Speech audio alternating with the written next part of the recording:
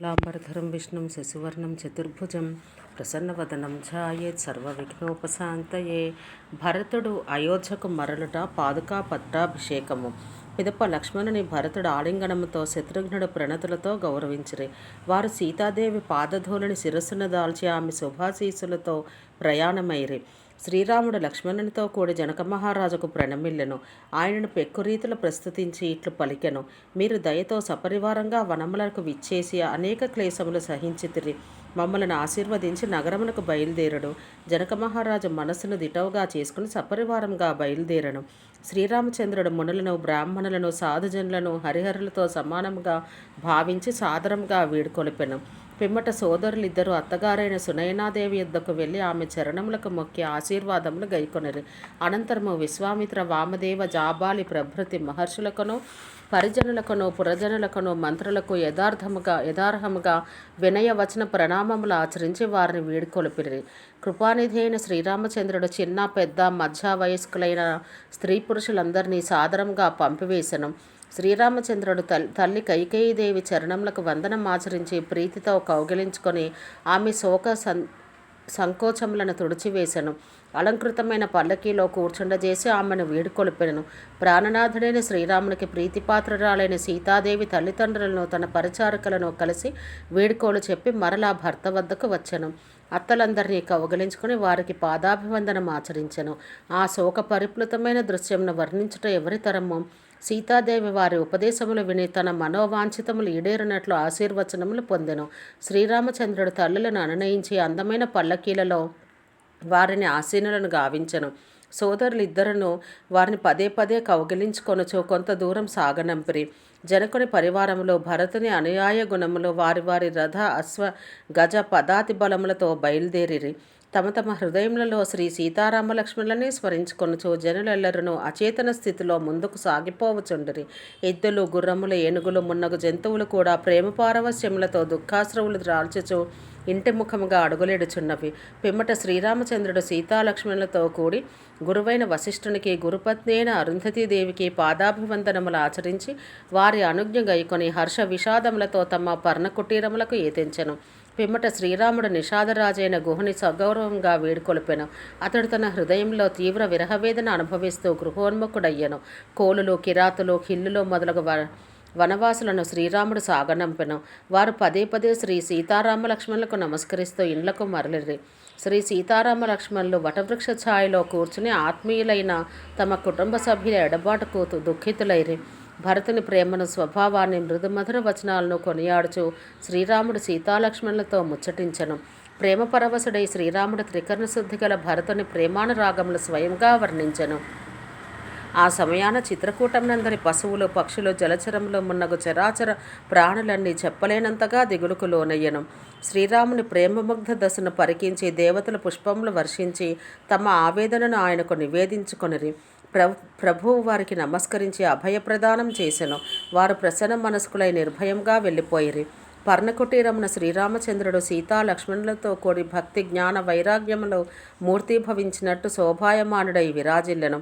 మునులు, బ్రాహ్మణులు, వశిష్ఠ మహర్షి, జనక మహారాజు, ఇతర పరివారములు శ్రీరామ విరహంచే వ్యాకులత ఉందిరి.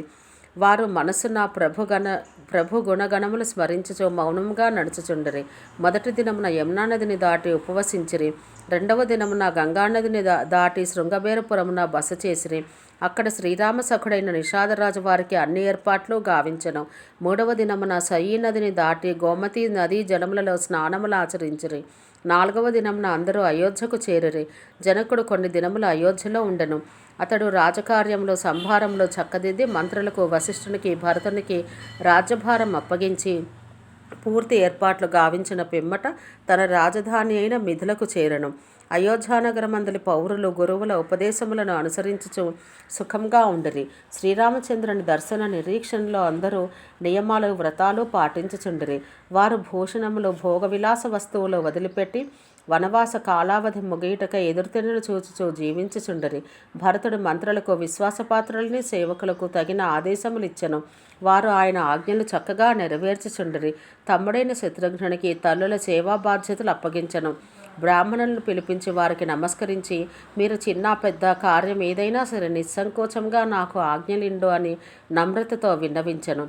పిమ్మట పరిజనులను, నగరవాసులను, ప్రముఖులను పిలిపించి వారిని సమాధానపరిచి వలసిన వసతులను ఏర్పాటు చేయించెను.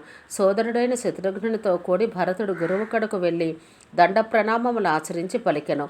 గురుదేవ, మీ ఆజ్ఞలను పొంది నియమనిష్టలు పాటించెదను. దీనికి వశిష్ఠుడు పులకితుడై ప్రీతితో పలికెను. భరత, నీవేమి యోచించినను, చెప్పినను, ఆచరించినను అదియే ధర్మసారమగును. ఈ మాటలు విని భరతుడు గురువుగారి ఉపదేశములను, ఆశీస్సులను పొంది జ్యోతిష పండితులను రప్పించను. శుభముహూర్తం నిర్ణయించి శ్రీరామచంద్ర ప్రభు పాదుకలను అయోధ్య సింహాసనంపై ప్రతిష్ఠించెను.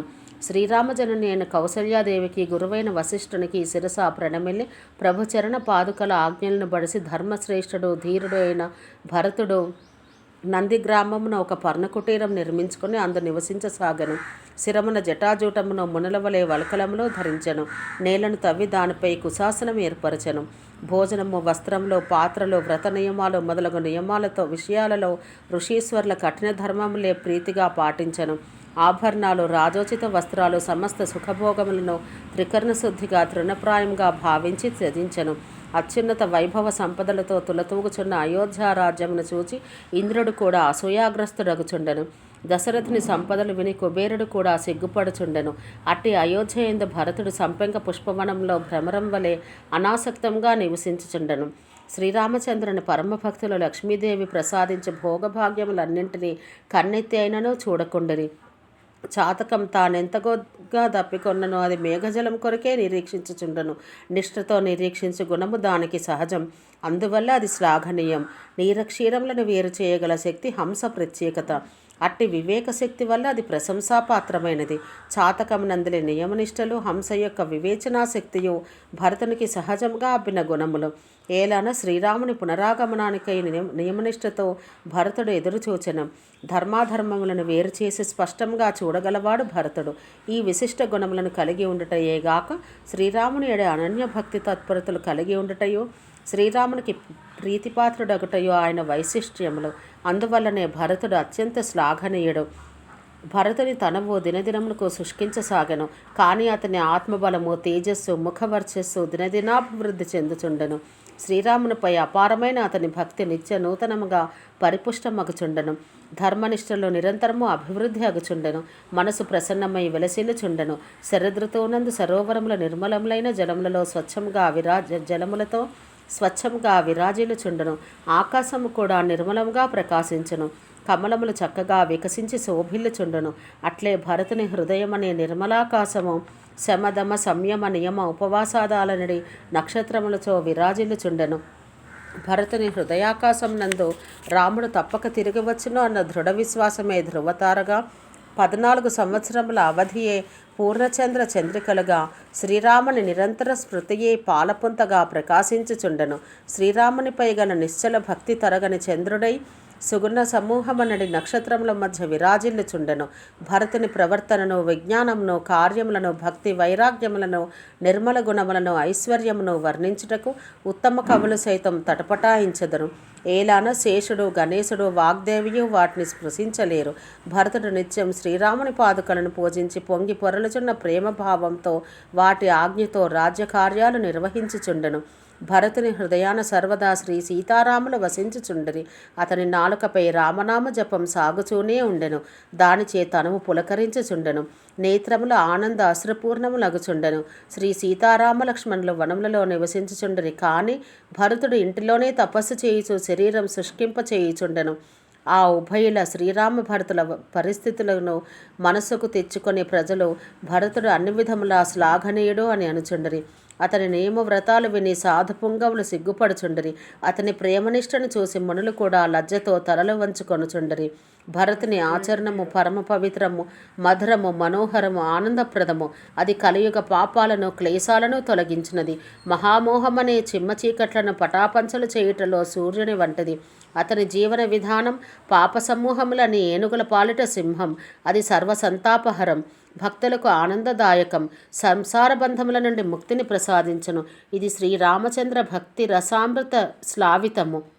నిరంతరము శ్రీ సీతారామచంద్రుల ప్రేమామృతంతో నిండి ఉండవాడు భరతుడు. అతడు జన్మించకున్నచో మునుల మనసులకు ఆగమ్యమైన ఈ యమనియమములు శమదమాదిక కఠిన వ్రతములు అభ్యసించగలవారెవరు? అట్లే దుఃఖము, సంతాపము, దారిద్ర్యము, దంభము మొదలగు దోషములను హరింపచేసడి యశోమూర్తులెవరు? అంతేగాక తులసీదాసు వంటి పాపాత్ములను శ్రీరాముని సమ్ముఖమునకు తీసుకొని పోజాలడి వారెవరు? తులసీదాసు పలుకుచున్నాడు. అయోధ్యాకాండమునకు భరతుని చరితమే పట్టుగొమ్మ. దాన్ని సాదరంగా నియమనిష్ఠులతో వినేవారికి శ్రీరామచంద్రుల శరణములపై భక్తి అవశ్యంగా కలుగును. సాంసారిక విషయములయందు విరక్తియు జనించును.